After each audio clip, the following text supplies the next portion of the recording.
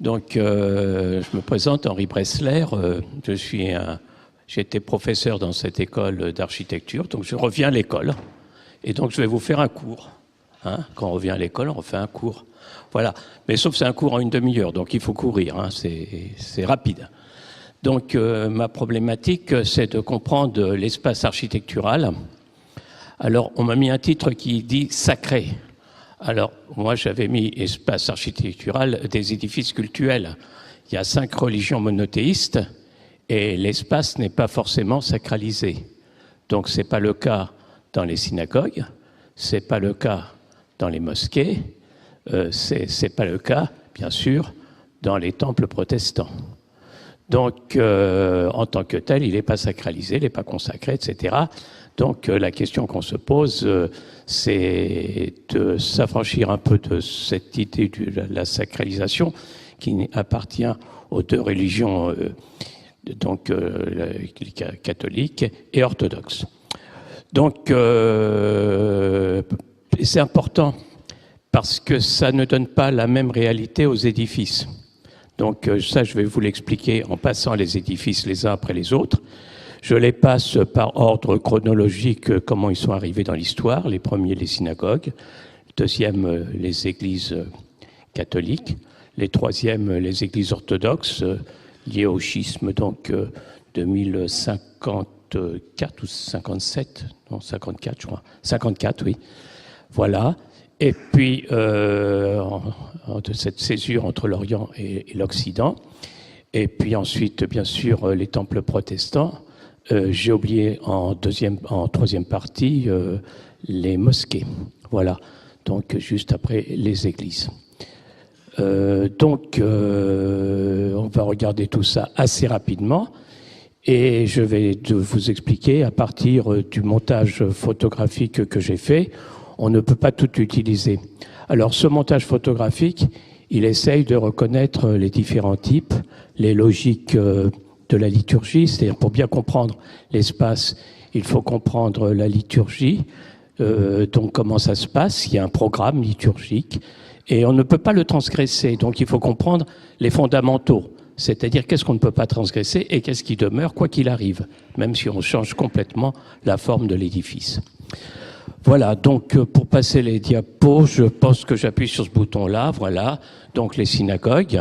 Alors la synagogue, c'est un lieu de prière, bien sûr, mais ce n'est pas le seul. C'est-à-dire que dans la culture juive, il faut 10 hommes pour pouvoir faire un office. Donc la présence des 10 hommes peuvent se faire dans un appartement, dans une chambre de bonne, dans un avion, etc. Et donc ça change toutes les données. Donc on est toujours un peu nomade et l'édifice permet d'avoir une vie communautaire dans un lieu qui lui est dédié, mais et aussi bien sûr ce lieu il est le Reder, c'est-à-dire l'école rabbinique, qui peut avoir des fonctions multiples, avoir un bain rituel, etc., etc. Et donc aussi l'éducation des enfants, etc., etc. Donc c'est quelque chose d'assez complexe qui est plutôt de l'ordre du centre culturel.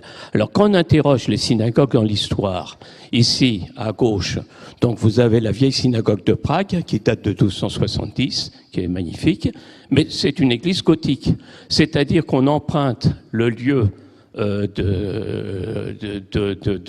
l'édifice sacré local pour fabriquer un lieu presque pareil. C'est avec les arcs gothiques et tout ce que vous voulez. Ici, bien sûr, c'est pour les communautés, c'est les communautés ashkénazes d'Europe centrale.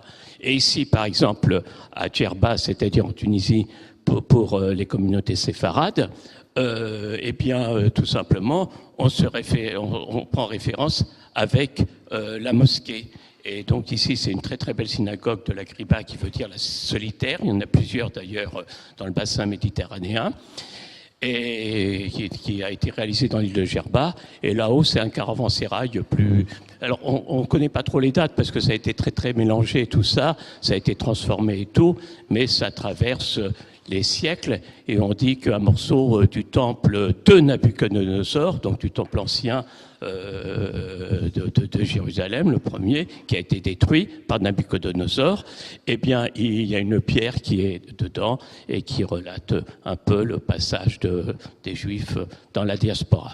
Donc ça, c'est important à savoir, parce que sinon, on ne comprend pas pourquoi les synagogues sont dépouillées, sont bancales, etc.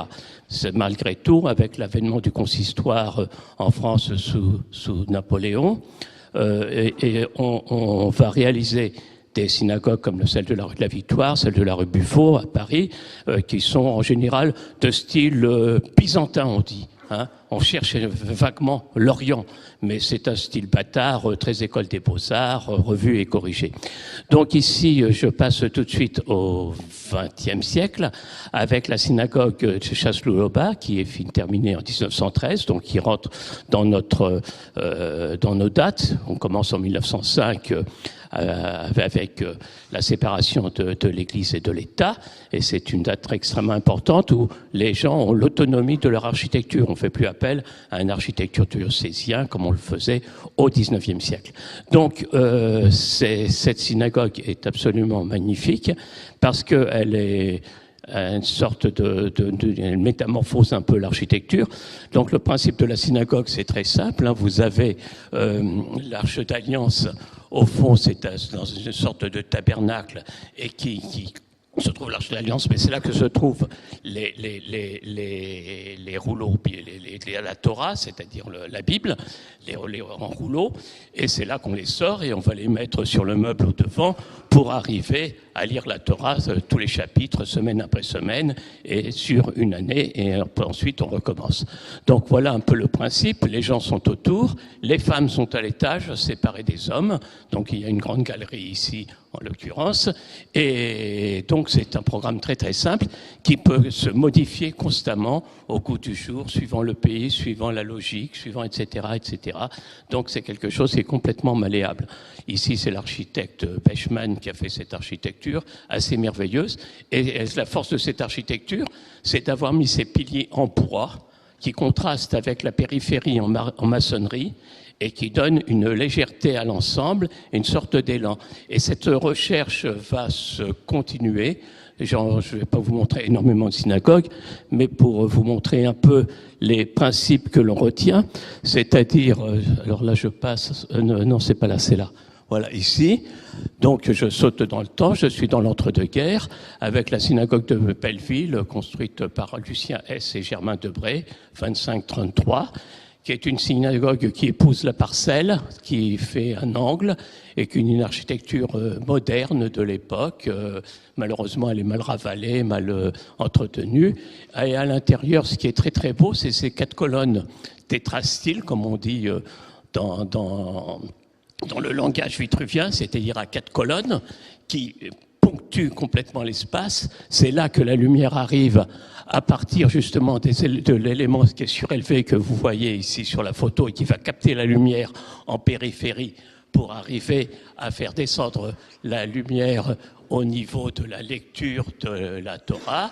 Vous avez forcément l'Arche d'Alliance au fond et autour, bien sûr, la communauté avec les femmes toujours reléguées à l'étage. Donc c'est quelque chose d'assez simple, mais qui s'adapte complètement aux potentialités du lieu. Et il y a 2 ailes latérales. Aujourd'hui, une a été coupée parce que c'était une synagogue ashkénaze pour le rite séfarade. C'est pas très différent, mais on ne prononce pas tout à fait de la même façon chez les séfarades par rapport aux ashkénazes. Et donc l'aile gauche a été coupée pour faire la synagogue propre aux ashkénazes qui aujourd'hui sont minoritaires dans le quartier. Donc voilà un peu les données.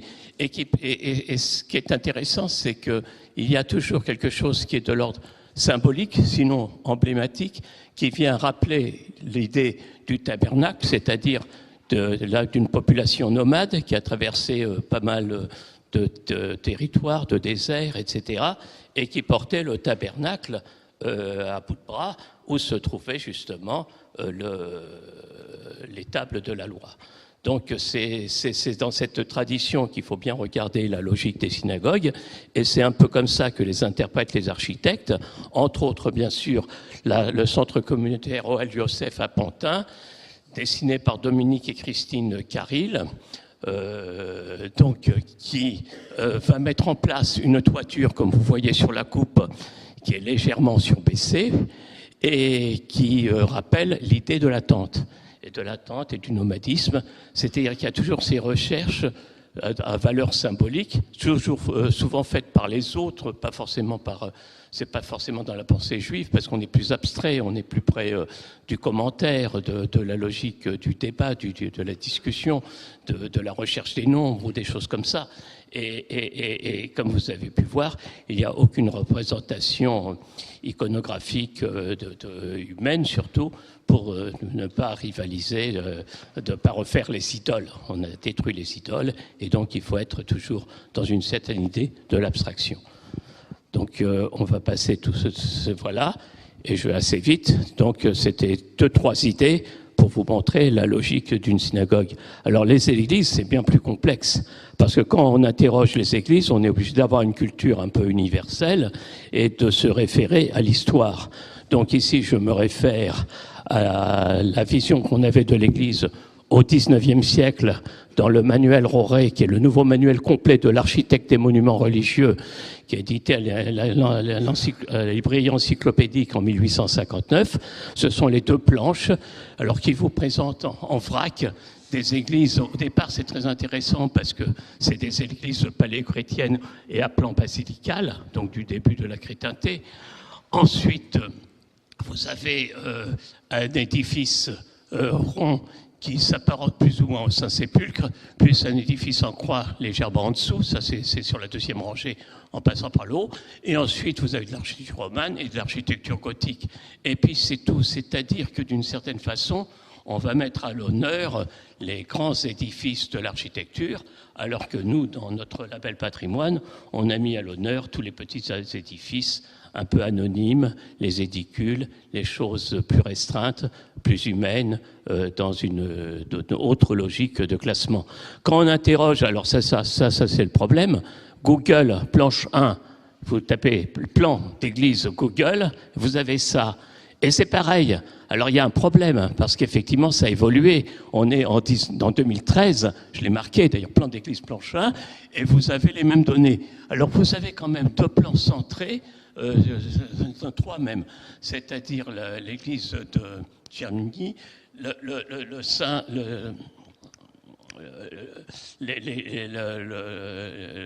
l'église de Jérusalem, donc que je ne dise pas de bêtises, donc j'avais tout préparé ici, le Saint-Sépulcre, bien sûr. Donc l'église de Germigny qui a été restaurée par Lich, mais cette église, elle avait une nef attenante qu'on a supprimée dans le dessin. Juste Lich est l'architecte de la gare Saint-Lazare, hein, il a fait cette restauration, cette recherche pour essayer de comprendre l'église comme entité. Paraît-il qu'il serait trompé parce qu'il y avait 2 petites chapelles en plus. Bon, d'ailleurs, qui sont sur le plan là-haut, alors que dans le dessin qu'il avait dessiné, il n'y en avait pas. Et donc ici, le Saint-Sépulcre, qui est à l'origine de l'histoire chrétienne, et qui est une église ronde. Donc on se souvient de San Stefano Rotonda, on se souvient de toutes ces églises circulaires jusqu'à Botta, hein, la cathédrale d'Évry, qui fait qu'on a une constante, mais qui n'est pas forcément exploitée ici. Et puis on a un tout petit dessin dans la 2e rangée, en partant par le bas, un peu à droite du milieu, c'est de Léonard de Vinci, l'idée de la Renaissance, des églises à plan centré, et là il y en a pas mal. Voilà, donc c'est pour vous situer un peu, c'est la logique de ce débat. Donc dans l'entre-deux-guerres, l'Église, elle a ses données, c'est-à-dire qu'il faut l'autel, qu'il faut l'ambon, c'est-à-dire l'élément pour la lecture des textes, des épîtres, etc. On avait au départ, bien sûr, 2 chaires de part et d'autre de la nef de l'église.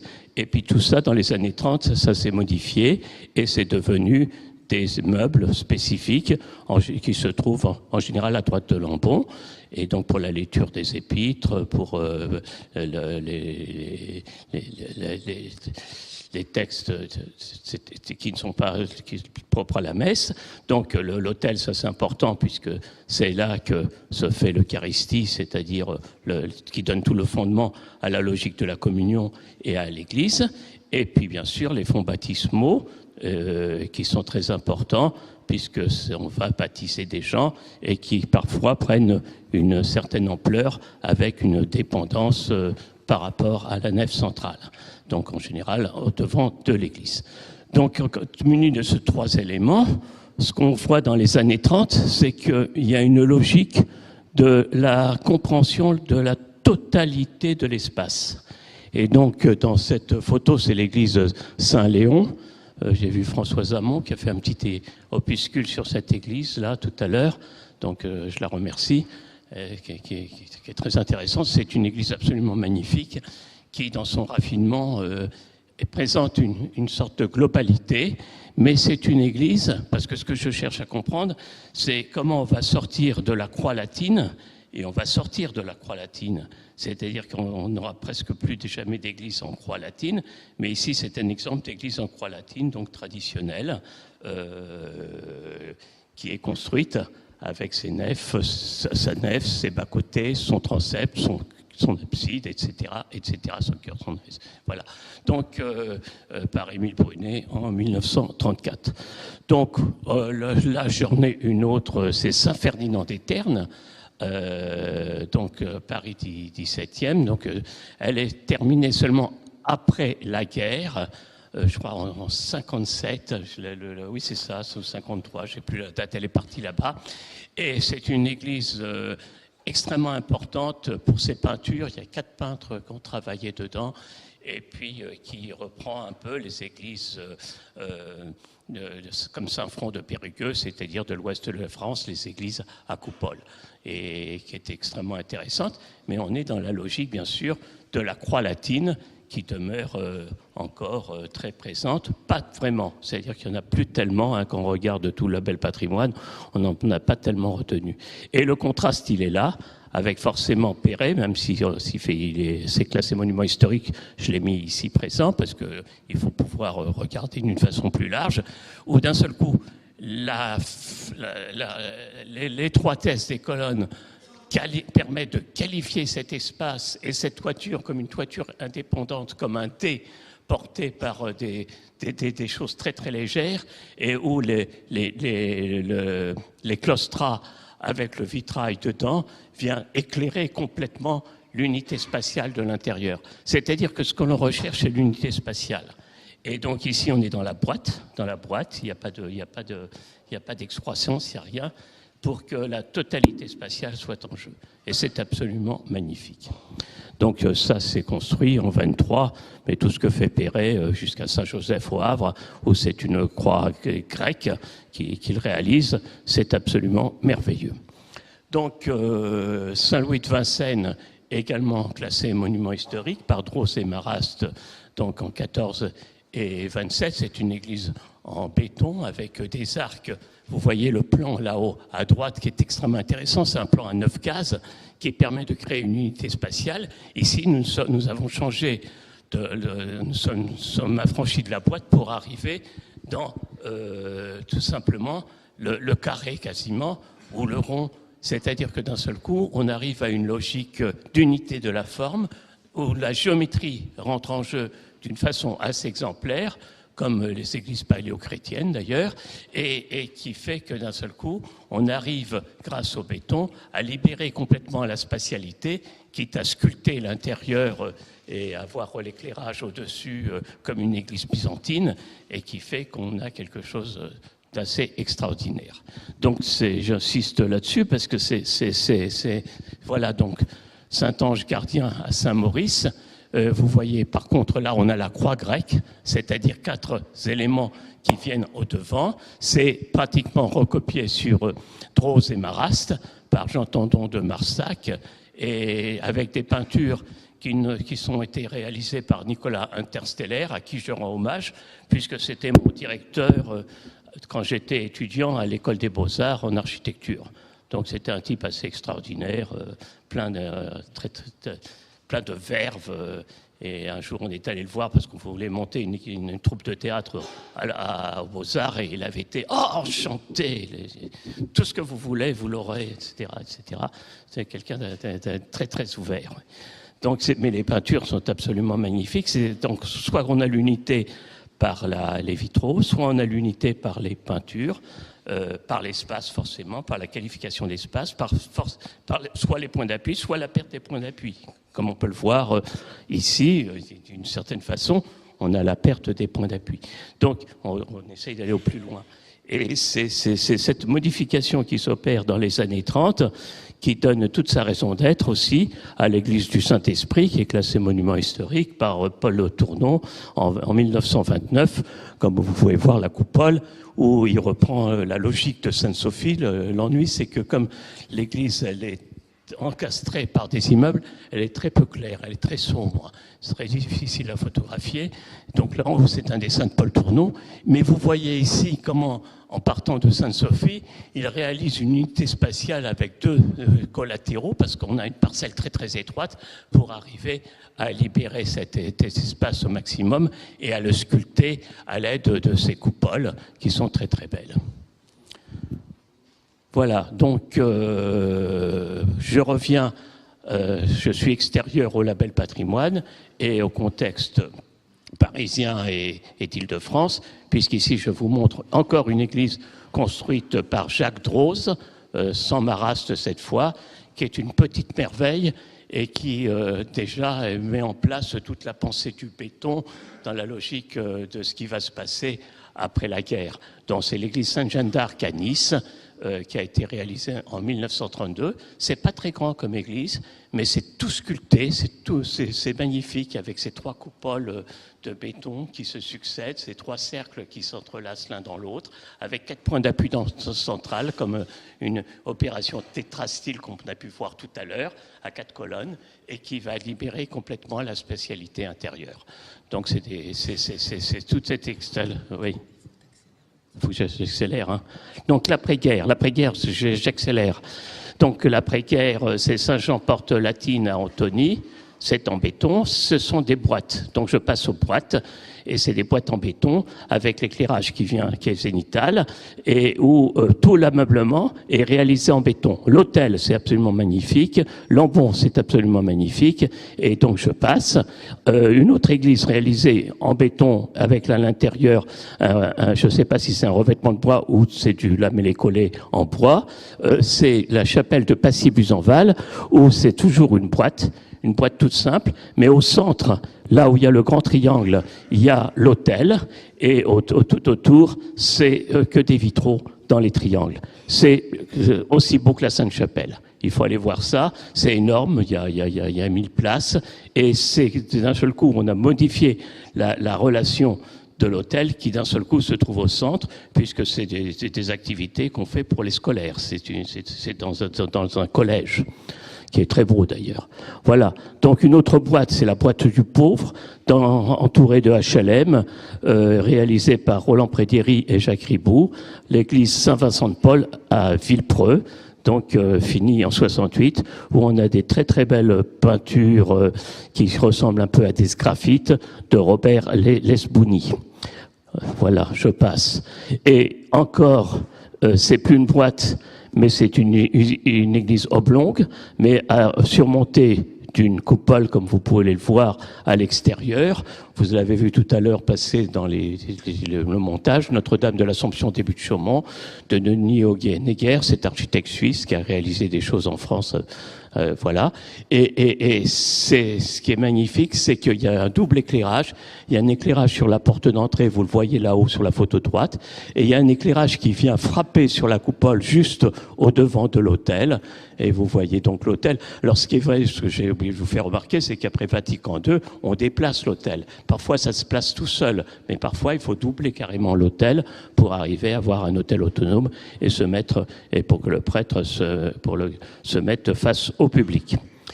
Voilà. Donc on arrive dans cette idée de plan centré avec la Stella Matutina à Saint-Cloud, nous sommes en 65, une très belle église construite par Thierry Boutz et Alain Bourdonnais, qui est un architecte très connu à l'époque, avec des vitraux absolument merveilleux.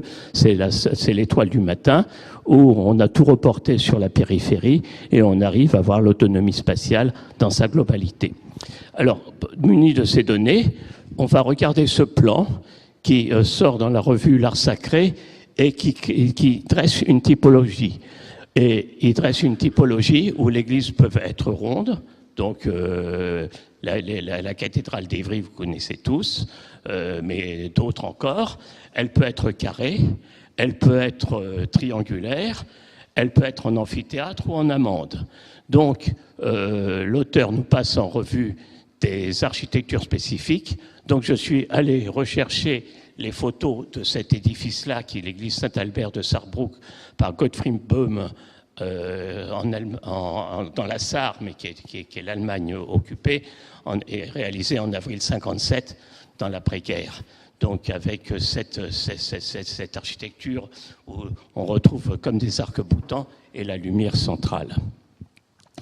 Alors, tous ces édifices et les églises rondes, j'en montre une autre, Notre-Dame de la Salette par Colbock et Jean Dionis, Henri Colbock, le père, oui, de toute une dynastie d'architectes, et qui est en cœur d'îlot, comme on peut le voir sur le dessin ici, et on rentre dedans, c'est un peu sombre, et on est attiré par ce cône de lumière avec ces vitraux qui sont extrêmement intéressants.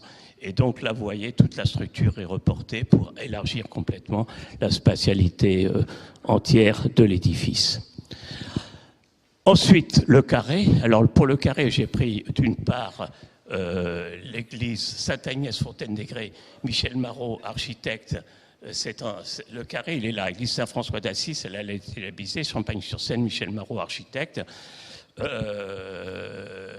qui est faite plus tard sur le modèle de l'église de 56, la première qu'il a faite, mais qui était sur un triangle.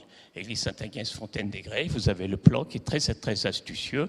Il a passé son prix de Rome en 55, donc il est devenu architecte des PSG. Il a construit son église en 56, donc il avait la commande quand il était étudiant. Et on a fait tout de suite une deuxième, qui a été parce que la première a été très très remarquée à l'époque comme étant sur le plan triangulaire.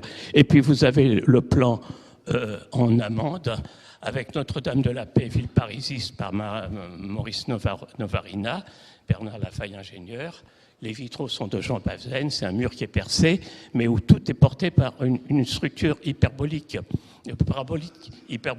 c'est-à-dire qu'il y a 2 points hauts et 2 points bas en béton, donc qui est très résistante, qui repose sur les 2 pattes centrales en V comme ça, et entre autres, et qui permet d'avoir l'autonomie de la couverture par rapport à la périphérie qui est un mur de pierre avec ses ouvertures et ses vitraux. C'est une très très belle réalisation.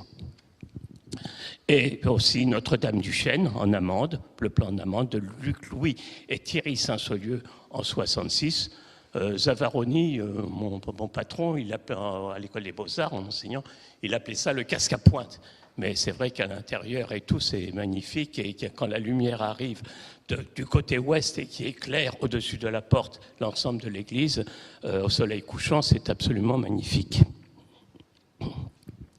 Et voilà des diversions avec la chapelle Saint-François d'Almont à Melun, où d'un seul coup, ce qu'il faut bien comprendre, c'est que la géométrie rentre en action, et cette géométrie, elle permet justement de redonner une nouvelle symbolique à l'Église. C'est ça qu'il faut bien comprendre. Donc, il y a un oratoire tout en haut, il y a une sorte de double autel, l'autel de l'oratoire et l'autel de l'Église, et avec ces 3 alvéoles qui permettent de réaliser une Église complexe forcément, mais extrêmement passionnante. Alors, les églises orthodoxes, il y en a bien moins, forcément. Il y a la cathédrale Alexandre Nevski qu'il faut signaler, qui a été construite à Paris en 61, qui est absolument étonnante, bien que l'œuvre est très marquée par le XIXe siècle, mais elle est très, très, très intéressante. Ce qui caractérise l'Église orthodoxe, c'est la présence de l'iconoclaste, l'iconostase. L'iconoclaste, autant pour moi. Hein. Il y a eu des Byzantins iconoclastes, mais on les a oubliés, ceux-là. Hein. Mais parce que l'icône, c'est extrêmement important. L'icône, c'est une peinture religieuse, c'est vraiment de l'art sacré. C'est-à-dire, et donc il faut comprendre ce phénomène pour avoir assisté à quelques offices orthodoxe qui dure très longtemps, où on s'agenouille beaucoup, où on aime même le sol, où il n'y a pas de siège, etc., où on partage le pain et tout. Donc c'est parce qu'on cache le cœur des fidèles. Et il n'y a que les prêtres qui sont en relation avec le cœur. Et donc c'est comme une paroi que l'on traverse. Et ce très belle iconostase a été réalisé dans l'église Saint-Julien-le-Pauvre, juste à côté de Notre-Dame. Et c'est important de le signaler parce qu'on n'y va pas assez souvent dans cette église où il y a un charme fou. C'est une des plus vieilles églises de Paris, donc il faut y aller. Et qui fait que vous avez 3 portes pour le service avec la protrésis et le diaconicon, c'est-à-dire pour les offrandes et pour la sacristie.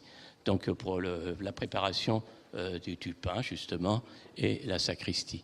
Donc on ne comprend rien quand on y va et qu'on n'est pas, qu'on ne connaît pas la culture de l'Église orthodoxe. On est un peu perdu parce que ça rentre, ça sort, ça rentre, ça sort. C'est long, c'est compliqué. Voilà, mais c'est très beau. Et beaucoup de chants et beaucoup de peintures. C'est-à-dire que c'est une sorte d'exaltation. Alors, avec l'immigration russe au début du siècle, on voit arriver, comme ici à Chelles, des petites églises extrêmement précaires qui sont réalisées dans la banlieue. Alors, ici, c'est pour vous montrer les 2 éléments annexes au centre du chœur avec prothésis et diaconicon, dans une vision archéologique. Là, c'est pour vous montrer des réalisations des années 30, et ici pour vous montrer un participant du concours de l'Église orthodoxe, donc à Paris, le concours qui a été lancé récemment, et où il y a eu plein de réponses, souvent farfelues. Celle-là est assez proche de la logique de l'Église orthodoxe. Donc, c'est quelque chose qui est une sorte de mise en scène architecturale, et c'est vrai qu'on a été très charmé par ces réalisations comme Notre-Dame de Kazan à Moissenay, où on voit l'architecte Tim Wendt et Georges Ivanovitch, le peintre, souvent, j'espère que je ne me suis pas trompé sur les noms, et c'est bon, qui a réalisé ici son œuvre, c'est sa vie, c'est-à-dire c'est des scythes, c'est des ermites, et ils font que d'une certaine façon l'Église s'assimile à l'idée même de l'iconostase, c'est-à-dire que toute la peinture entre en jeu pour peindre toutes les faces et arriver à élargir cette vision dans une globalité quasiment kaléidoscopique. Avec ces petits triangles de lumière, c'est absolument magique. Voilà, donc pour les mosquées, assez rapide aussi. Donc la grande mosquée sert de référence pendant très longtemps, et il n'y en a pratiquement pas de construite jusqu'à récemment. Et donc c'est lié à la Première Guerre mondiale, où il y a eu beaucoup de morts dans la population musulmane d'Afrique du Nord, et donc c'était pour rendre hommage, c'est à l'initiative entre autres de l'IOT, etc. Donc je passe là-dessus, mais c'est une église qui est à la fois aussi un institut musulman, c'est-à-dire qu'il y a un jardin, il y a un hammam, il y a un restaurant, un café, etc. C'est absolument magnifique. Alors dans la religion musulmane, les données fondamentales, c'est quoi? C'est la niche qui est tout au fond, qu'on appelle la Qibla, le minbar, avec une fente qui s'appelle la Qibla, autant pour moi, et à droite le minbar et le mihrab, je veux dire. Là-haut, c'est le mihrab, avec la Qibla, et le minbar à droite, où on vient faire, on va prêcher, surtout lors de la prière du vendredi soir. Donc, qui est un escalier qui monte avec une chaire à prêcher. Donc, on a toutes ces données. Et ensuite, c'est vrai que toute l'histoire de la mosquée, c'est une histoire complexe qu'on peut résumer à 4 types, c'est-à-dire le type islamique avec la salle hypostyle, qui recouvre toute l'Afrique du Nord jusqu'au fin fond de l'Asie mineure et tout ce qu'on veut, jusqu'en Asie. Et ensuite, on a les mosquées de type selçukide, les premières mosquées turques, les deuxièmes mosquées turques à coupole avec Sinan, et donc c'est absolument magique. Et puis ensuite, on a les mosquées à Iwan. Dans la culture, c'est d'une cour ouverte avec des mosquées ouvertes dans la culture iranienne. Et c'est vrai qu'il y a eu un livre sur les mosquées qui était paru il y a 20-30 ans qui essaye de dresser cette typologie qui fonctionne extrêmement bien, réduite à 4 éléments types. Donc voilà la mosquée aujourd'hui réalisée d'Evry-Courcouronnes, qui est très belle dans sa volumétrie extérieure, qui reprend la logique du minaret et tout, et qui à l'intérieur va chercher l'idée du décor islamiste, un peu quand même homogénéisé. Et c'est intéressant, c'est très proche de la demande, mais je pense qu'aujourd'hui, on peut, en l'occurrence, transgresser cette réalité pour être dans la pure abstraction qui fait aussi partie de la culture islamique. C'est-à-dire qu'on est encore en droit d'attendre de nouvelles mosquées, comme vous le verrez tout à l'heure, avec la mosquée réalisée par Falocci à Boulogne. Bon, les temples protestants, j'en ai mis un du 19e siècle. Pourquoi? Parce que quand on voit le plan, on a le droit de tout faire. On est dans des salles. C'est-à-dire que quand s'est mis en place le protestantisme, on prenait des jeux de paume, des salles, des choses, et on en faisait des lieux de culte. Et ici, c'est une église qui est à Malmö en Suède, qui est extrêmement impressionnante, parce que quand vous regardez le plan, vous avez l'impression d'avoir un plan totalement contemporain, avec son hexagone, avec cette géométrie, avec ces bancs qui sont dessinés. Alors, c'est vrai qu'il y a et là, si vous voulez, il y a plus que l'autel, il y a plus rien. Il y a le chant, il y a la participation du public, et donc ici c'est le foyer de l'âme, et on dit ironiquement que ce plan absolument extraordinaire, là, il ressemble à une sorte de grand magasin ou de bâtiment industriel et qui transgresse complètement la logique de l'Église chrétienne habituelle. Et ce plan-là est très très beau puisqu'il est de forme elliptique et donc c'est une église, je n'ai pas mis qui est complètement ouverte en périphérie avec ses lumières, avec sa charpente et qui transgresse la logique du plan traditionnel pour en faire autre chose. C'est-à-dire qu'on est plus dans la salle de réunion, dans la logique de l'ouverture possible, on est plus dans le chant permanent et on s'est affranchi forcément de la grande église qui était réalisée à Lyon, qui est une église un peu traditionnelle et très beaux-arts, mais où à l'intérieur on a une liberté d'action avec les enfants, avec des lieux différents, etc., qui fait que le culte se passe tout à fait différemment. Alors ici, je vous montre une chapelle des Diaconesses de Reuilly à Versailles, qui est hors champ du label parce que trop récent, 2008, mais qui est une pure merveille. C'est une structure métallique avec une salle qui est en bois, enfermée à l'intérieur comme une coquille, et qui devient un lieu totalement magique. Quand vous rentrez, c'est totalement magique. Donc c'est comment on arrive à faire éclore une sorte de nid à l'intérieur d'un espace totalement ouvert, dans un parc où il y a les diaconesses de Reuilly, qui d'ailleurs sont habillées en nonnes, sont d'origine anglaise, et qui habitent le lieu, mais qui est totalement ouvert à tout le monde. Alors, visée prospective, j'appelle ça. Il y a 3 églises pour finir. Notre-Dame de l'Arche d'Alliance, qui montre qu'on est dans une pensée plus ou moins œcuménique. Celle-là a été réalisée à l'initiative de Lustiger. Et Lustiger, comme nous a expliqué l'architecte Marc Robin, a souhaité une église où déjà on fait référence à la judaïté, on fait référence au catholicisme forcément, et puis c'est l'Arche d'Alliance. Et l'Arche d'Alliance, c'est dans les 2 religions en même temps. Donc c'est ça qui l'intéressait. Et en fin de compte, cette église, elle s'affranchit du sol. Elle finit par ressembler un peu à la Roche Noire, donc à l'islam. Et en bas, on met le baptistère. Donc on réduit. C'est dans un square. Donc ça, on passe à travers. Malheureusement, pour des raisons de sécurité, on a dû fermer le bas avec des grilles. Et on a les ascenseurs qui montent. Et en haut, dans la coupe, comme vous pouvez voir, il y a des appartements au-dessus de l'église. Hein, c'est le presbytère, il y a 4 appartements. Donc c'est assez étonnant comme situation.